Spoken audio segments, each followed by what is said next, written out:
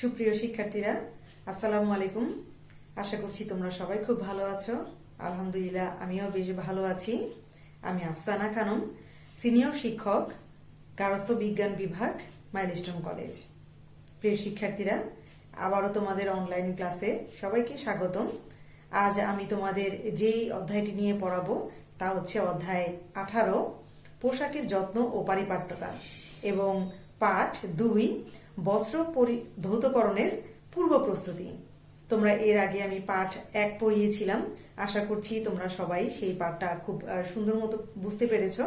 তো আজকে আমি পাঠ 2, বস্ত্র ধৌতকরণের পূর্ব প্রস্তুতি নিয়ে আলোচনা করব। তো আমরা আজকের এই পাঠ থেকে কি কি শিখব তা জানার আগে তোমরা তোমাদের পাঠ্য বই, কলম, খাতা এবং হাইলাইটার এগুলো সব সামনে রাখবে এবং প্রয়োজনীয় এবং গুরুত্বপূর্ণ লাইনগুলোকে অবশ্যই বইয়ের মধ্যে দাগ দিয়ে নিবে, যাতে তোমরা পরবর্তীতে এই লাইনগুলো থেকে উপকার পেতে পারো এবং খুব সহজেই তোমাদের চোখে পড়ে। তো চলো, এই অধ্যায় থেকে আমরা আজকে কি শিখবো বা কি জানবো সেটা জেনে আসি।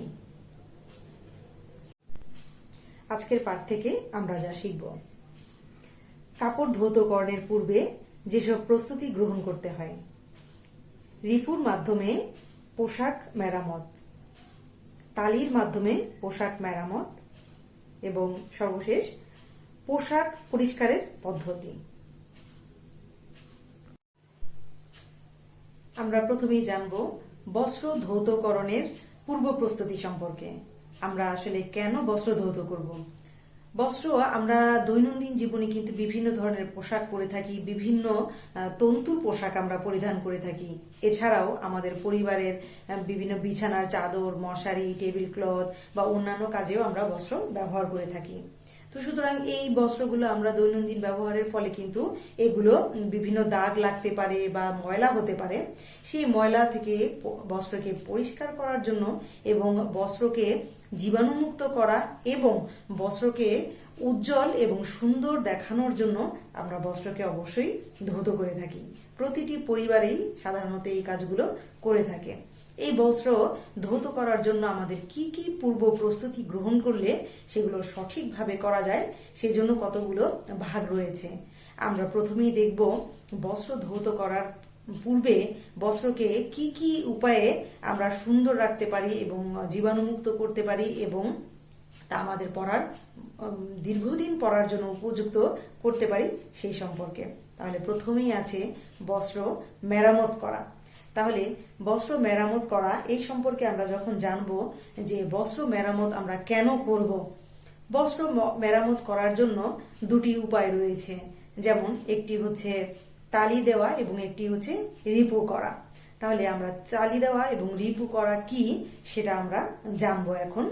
চলো আমরা একটা ছবির মাধ্যমে দেখে আসি কিভাবে বস্ত্রে তালি দেওয়া হয় এবং রিপু করা হয়। কাপড়ের কোনো অংশ ছেঁড়া থাকলে তা রিপু বা তালি দিয়ে ঠিক করে নিতে হয়। তা না হলে ধৌত করার সময় আরও বেশি ছিঁড়ে যেতে পারে। এই ছেঁড়া বড় হয়ে গেলে পোশাক পরিধানের অযোগ্য হয়ে পড়ে। আমি আগেই বলেছি পোশাক মেরামতের নমুনা হিসেবে রিপু করা ও তালি দেওয়ার কথা। তো এখন আমরা দেখতে পাচ্ছি যে কিভাবে রিপু করা হয়। একটি পোশাক যদি কোনো অংশে খোঁচা লেগে ছিঁড়ে যায় বা ফেঁসে গেলে সেই স্থানের পরেন সুতা সূক্ষ্ম ও নিপুণভাবে সূচের সাহায্যে ভরে দেওয়াকে রিপু বলা হয়। এই জন্য বস্ত্রের সুতা অনুযায়ী সূচ ও সুতার প্রয়োজন। তাছাড়া রিপু করার সুতা ও কাপড়ের রং এক হতে হয়। রিপু করার সময় ছেঁড়া অংশের চারদিকে প্রথমে পেন্সিলে দাগ দিয়ে নিতে হয়। দাগের উপর দিয়ে ছোট করে রানফোড় দিয়ে সেলাই করলে কাপড়ের সুতা খুলে আসবে না। এরপর একটি সুতার ভেতর দিয়ে সূচ দিয়ে প্রথমে টানা সুতার অংশ পরিপূরণ করতে হবে। ছেঁড়া অংশের সম্পূর্ণটা টানা সুতায় ভরে তুলে একই পদ্ধতিতে ভরা সুতার অংশে একটা সুতার উপর ও নিচ দিয়ে সেলাই করে পূরণ করতে হয়। এক্ষেত্রে ফ্রেম ব্যবহার করলে সুবিধা হয়। তোমরা তোমাদের বইয়ের মধ্যেও 3টি চিত্র দেখতে পাবে, রিপুর প্রথম পর্যায়, দ্বিতীয় পর্যায় এবং তৃতীয় পর্যায়, এবং স্ক্রিনেও তোমরা দেখতে পাচ্ছ যে কিভাবে রিপুর করা হয়। এরপর তালি দেওয়া। বস্ত্র ও পোশাকের কোনো অংশ ছিঁড়ে গেলে এক পর্দা কাপড়ের উপর আরেক পর্দা কাপড় রেখে সেলাই করে আটকানোকেই তালি দেওয়া বলে। পোশাক পরিচ্ছেদের কোনো অংশ ছিদ্র হলে, পুড়ে গেলে বা পোকায় কাটলে তালি দেওয়া প্রয়োজন হয়। তালি দুই ধরনের হয়ে থাকে। তোমরা স্ক্রিনে দেখতে পাচ্ছ তালি দুই ধরনের, একটা সাধারণ তালি এবং নকশা তালি। সাধারণ তালি গোলাকার বা চারকোনার হতে পারে। যে কাপড়ে তালি দেওয়া হয় তার অনুরূপ রং বা জমিনের বড় একখণ্ড কাপড় নিতে হয়। তালির কাপড় ছেঁড়া অংশ অপেক্ষা বড় হবে। টুকরো কাপড়টি তালি দেওয়ার আগে ভালোভাবে ধুয়ে ইস্ত্রি করে নিতে হবে। যে কাপড়টি দিয়ে তালি দিতে হবে সে কাপড়ের টুকরা ছেঁড়া জায়গায় বসিয়ে ধার মুড়ে চারদিকে হেমফোড় দিয়ে কাপড়ের সাথে আটকাতে হবে। এবার কাপড়টাকে উল্টো করে ছেঁড়া জায়গার কোনাকুনি কেটে মুড়ে টুকরো কাপড়ের সাথে হেমফোড় দিয়ে সেলাই করে দুপাশে ইস্ত্রি করে নিতে হবে। নকশা তালি সাধারণত তালির জন্য কাপড়ের রঙের তালির কাপড় না পাওয়া গেলে অথবা তালি দিলে দেখতে খারাপ লাগবে এমন মনে হলে ব্যবহৃত কাপড়টি এতই নতুন যে সৌন্দর্য নষ্ট করতে মন চাচ্ছে না, এক্ষেত্রে আমরা এই অবস্থাটা তৈরি করতে পারি। যেমন আমরা এক্ষেত্রে ছেঁড়া কাপড়ের ওপর অন্য রঙের কাপড় দিয়ে নকশা কেটে প্রথমে টাক দিয়ে আটকিয়ে নিতে পারি, তারপর বোতাম ফোড় দিয়ে সেটাকে সেলাই করতে পারি। উল্টা দিকের ছেঁড়া কাপড় সাধারণত তালির মতো সেলাই করতে হবে যাতে সুতা বের হয়ে না যেতে পারে। এই নকশা তালির মতো আরও নকশা করে সমস্ত কাপড়ের সামঞ্জস্য বজায় রেখে আরও নকশা বসিয়ে দিলে তালি দেওয়ার ব্যাপারটি বোঝাই যাবে না, অনেকটা অ্যাপ্লিক নকশার মতো দেখায়। ছেলেদের প্যান্ট, শিশুদের জামায় নকশা তালি দিয়ে বড় স্টিকারও ব্যবহার করা যেতে পারে। এবার আমরা দেখব বস্ত্রের দাগ অপসারণ, অর্থাৎ দৈনন্দিন ব্যবহারের ফলে আমাদের পোশাকে বিভিন্ন ধরনের দাগ লাগতে পারে এবং সেই দাগগুলো কোন ধরনের তা আমাদেরকে প্রথমেই নির্বাচন করতে হবে।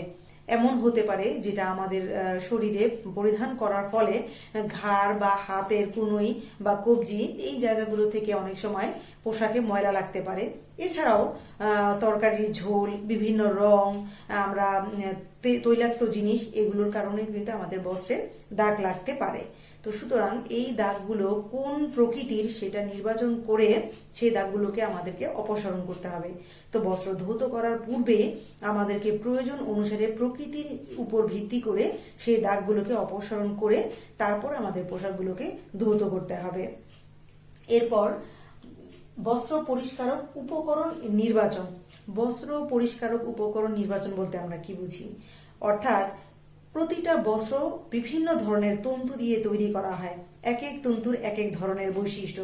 তন্তুর বৈশিষ্ট্য অনুযায়ী কিন্তু আমাদেরকে বস্ত্র পরিষ্কার করতে হয়। তাহলে সেই বস্ত্রগুলোকে পরিষ্কার করার জন্য কি কি পরিষ্কারক দ্রব্য ব্যবহার করতে হবে এবং সেই দ্রব্যগুলোর দ্বারা তন্তু যাতে কোনো ক্ষতির সম্মুখীন না হয় বা ক্ষতিকর কোনো বস্তু দিয়ে তন্তুকে পরিষ্কার না করা হয় সেই দিকটাকে আমাদেরকে খুব খেয়াল রাখতে হবে। তাই বস্ত্র পরিষ্কারের ক্ষেত্রে অবশ্যই পরিষ্কারক দ্রব্য নির্বাচনের ক্ষেত্রে আমাদেরকে খুব খেয়াল রাখতে হবে এবং এটি খুবই গুরুত্বপূর্ণ। তাই যেমন তৈলাক্ত ধরনের বা কালি এই ধরনের বস্ত্রে যদি দাগ লেগে যায় সেই বস্ত্রগুলোকে কিন্তু আমরা ডিটারজেন্ট দিয়ে বেশ কিছুক্ষণ ভিজিয়ে রাখলে বা ঈষৎ গরম পানিতে যদি আমরা ভিজিয়ে রাখি তাহলে খুব সহজে তৈলাক্ত ভাব বা কালির দাগ এগুলো কিন্তু উঠে যায়। এবং এমন কিছু সুতি বা অন্যান্য বস্ত্র আছে বা পোশাক আছে যেগুলোকে আমরা পরিষ্কারক দ্রব্য দিয়ে বা সাবান মেখে অনেকক্ষণ যদি রেখে দেই তাহলে খুব দ্রুতই সেখান থেকে ময়লাগুলো কেটে যায়। তো সুতরাং বস্ত্র পরিষ্কারের ক্ষেত্রে পরিষ্কারক যে উপকরণগুলো সেগুলো নির্বাচন খুবই গুরুত্বপূর্ণ। এরপর 4, পানিতে ভেজানো। পানিতে ভেজানো অর্থাৎ আমাদের কিছু কিছু বস্ত্র আছে বা পরিবারের এমন কিছু কাপড় চোপড় আছে যেমন মশারি, বিছানার চাদর, টেবিল ক্লথ, এগুলো যদি আমরা বেশ কিছুক্ষণ ঈষৎ গরম পানিতে ডিটারজেন্ট বা কাপড় কাচার উপকরণ দিয়ে আমরা ভিজিয়ে রাখি তাহলে দীর্ঘক্ষণ ভিজিয়ে রাখার ফলে সেই পোশাকগুলো থেকে বস্ত্র থেকে ময়লা খুব দ্রুত উঠে যাবে। এভাবে পানিতেও কিন্তু আমরা ভিজিয়ে রাখতে পারি। এছাড়াও পোশাককে আমরা বেশ কিছুক্ষণ আগে যদি পানিতে ভিজিয়ে রাখি তাহলে ময়লাগুলো খুব নরম হয়ে যাবে, তারপর আমরা কাপড় কাচার সাবান দিয়ে সেই পোশাকগুলোকে ধুতে পারি। এরপর 5, কাপড় কাচা। কাপড় কাচার ক্ষেত্রে আমরা বিভিন্ন ধরনের উপকরণ আসলে ব্যবহার করে থাকি। ডিটারজেন্ট হতে পারে অথবা কাপড় কাচার সাবানও হতে পারে। এক্ষেত্রে কাপড়গুলোর বিশেষ করে কলার, হাতা, এই জায়গাগুলোতে, প্যান্টের পেছনে, পায়ের সাইডে, এই জায়গাগুলোতে আসলে পোশাক খুব দ্রুত নোংরা হয়, ময়লা লেগে যায়। এই অংশগুলোতে সাবান লাগিয়ে আমরা যদি বেশ দুহাত দিয়ে ঘষে ময়লাগুলোকে তুলে ফেলি এবং তারপর যদি পুরো বস্ত্রটিকে সাবান মেখে তারপরে কাপড়টিকে ভালো মতো ঘষে পরিষ্কার করা হয় তাহলে খুব দ্রুত কাপড় থেকে ময়লা পরিষ্কার হয়ে যায়। এরপর 6, প্রক্ষালন। প্রক্ষালন বলতে আমরা কি বুঝি? প্রক্ষালনটা হচ্ছে কাপড় কাচার পরে ডিটারজেন্ট বা সাবানের ফেনাগুলোকে যাতে কাপড় থেকে খুব ভালো মতো পরিষ্কার করা হয় সেজন্য বড় গামলা বা বালতিতে বেশ পানি নিয়ে বেশ কয়েকবার বস্ত্রটিকে সেই পানির মধ্যে যদি ধুয়ে উঠানো হয় তাহলে ধীরে ধীরে সেই সাবান এবং ফেনাগুলো দ্রুত অপসারণ হয় এবং যার ফলে কাপড় খুব পরিষ্কার হয়ে যায়। আর এই পদ্ধতিটাকেই বলা হয় প্রক্ষালন পদ্ধতি। নীল ও মার প্রয়োগ। আমরা 7 নম্বরে দেখতে পাচ্ছি নীল ও মার প্রয়োগ, অর্থাৎ কাপড়কে বেশি উজ্জ্বল দেখানোর জন্য এবং কাপড়কে একটু শক্ত করার জন্য, মলিন বস্ত্রকে একটু টাইট করার জন্য আমরা কাপড়ে মার প্রদান করে থাকি। যে কাপড়গুলো অনেক দীর্ঘদিন পরলে বা এমন কিছু সুতি সফট কাপড় আছে যা পরিধান করার ফলে কাপড়গুলো খুব নেতিয়ে যায়, নরম হয়ে যায়, সেই কাপড়গুলোকে একটু হার্ড করার জন্য এবং দেখতে সুন্দর লাগার জন্য আমরা সেই বস্ত্রগুলোকে আসলে কাপড়ে মার দিয়ে থাকি। মারের বিকল্প হিসেবে আমরা বাজারে অ্যারারুট কিনতে পাই, অ্যারারুট পানিতে জাল দিয়েও আমরা সেটা মারের বিকল্প হিসেবে ব্যবহার করতে পারি। এবং নীল দেওয়ার ফলে উজ্জ্বল কাপড়গুলো অর্থাৎ সাদা রঙের যে পোশাকগুলো আছে সেটাকে কিন্তু আরো উজ্জ্বল দেখায়। তো সুতরাং বস্ত্রে নীল এবং মার প্রয়োগের মাধ্যমে আমরা বস্ত্রের নতুনত্ব দীর্ঘদিন ধরে রাখতে পারি এবং ওজনও বৃদ্ধি করতে পারি। কাপড় শুকানো। নীল এবং মার দেওয়ার পরে অথবা কাপড় চোপড় যখন আমরা ধৌত করি, এই ধৌত করার পরে সেগুলো থেকে খুব ভালো মতো পানি নিংড়ে সেই কাপড়গুলোকে খুব উত্তম রূপে শুকাতে হবে। যদি উত্তম রূপে শুকানো না হয় তাহলে দেখা যাবে সেই পোশাকগুলো থেকে একটা দুর্গন্ধ আসতে পারে অথবা কাপড়গুলোতে তিলাই পড়ে যেতে পারে। ভেজা থাকার কারণে সেই কাপড়গুলোতে, যেমন সুতি কাপড় ভেজা অবস্থায় রাখলে সেটাতে তিলাই পড়ে যায়, আর মার দেওয়া কাপড় যদি প্রপারলি শুকানো না হয় তাহলে সেটা থেকে একটা গন্ধ চলে আসে। তো সুতরাং মার বা নীল দেওয়ার পর এগুলোকে ছায়ায় শুকাতে হবে। যেমন রঙিন কাপড় গুলোকে অবশ্যই সবসময় ছায়ায় শুকাতে হবে, তাহলে রঙিন কাপড়গুলো রোদের কারণে ঝলসে যাবে না। এছাড়াও রেশমি, পশমি এই ধরনের কাপড়গুলো থেকে খুব ভালো মতো পানি শুকানোর ব্যবস্থা করতে হবে। এক্ষেত্রে রেশমি কাপড়গুলোকে হাত দিয়ে না চিপে, না মুচড়িয়ে সেগুলা নিংড়ে রাখলে সেখান থেকে পানি ঝরে যাবে এবং মোটা টাওয়াল দিয়ে যদি সেগুলোকে চেপে চেপে পানিগুলোকে বের করে আনা হয় তাহলে কাপড়গুলো খুব দ্রুত শুকিয়ে যাবে। এরপর 9, ইস্ত্রি করা। কাপড়কে আমরা যখন মার দিয়ে থাকি তখন কাপড়গুলো বেশ হার্ড হয়ে যায়। এই হার্ডগুলো হলে বা কাপড় অনেক সময় চিপে শুকাতে গেলে কুঞ্চনের একটা সৃষ্টি হয়, একটা ভাঁজের সৃষ্টি হয়ে যায়। তখন এই কাপড়গুলোকে ইস্ত্রি করার প্রয়োজন হয়। গরম তাপমাত্রার মাধ্যমে ইস্ত্রি প্রয়োগ করলে দেখা যায় যে কাপড়গুলো বেশ পরিধান করলে বেশ ভালো দেখায় এবং পোশাকগুলো খুব সুন্দর দেখায়, একটা নতুনত্বের ভাব আবার ফিরে আসে। সুতরাং কাপড়কে ইস্ত্রি করার জন্য তন্তু অনুযায়ী কতটুকু তাপমাত্রা প্রয়োজন সেটা কিন্তু দেখে নিতে হবে। প্রিয় শিক্ষার্থীরা, তোমরা, আশা করি তোমাদের সবার সামনে বই আছে, তোমরা বইটা হাতে নাও। এখানে কিছু গুরুত্বপূর্ণ লাইন আছে যা আমি তোমাদেরকে বলে দিচ্ছি, তোমরা তোমাদের বইয়ে এইগুলোকে আন্ডারলাইন করে নাও। এক্ষেত্রে তোমরা খুব ভালো মতো দেখো যে কাপড় ইস্ত্রি করার ক্ষেত্রে কিন্তু রেশম ও কৃত্রিম তন্তুর কাপড় সর্বনিম্ন তাপে আমরা ইস্ত্রি করে থাকি, কারণ এই পোশাকগুলো অতিরিক্ত তাপ পেলে এগুলো পুড়ে যাওয়ার সম্ভাবনা থাকে, তন্তুগুলো কুঞ্চিত হয়ে যেতে পারে। এবং পশম তন্তুর পোশাক 300 ডিগ্রি ফারেনহাইট, সুতি 400 ডিগ্রি থেকে 450 ডিগ্রি ফারেনহাইট, তাপে এবং লিনেন 475 থেকে 500 ফারেনহাইট তাপে ইস্ত্রি করতে হয়।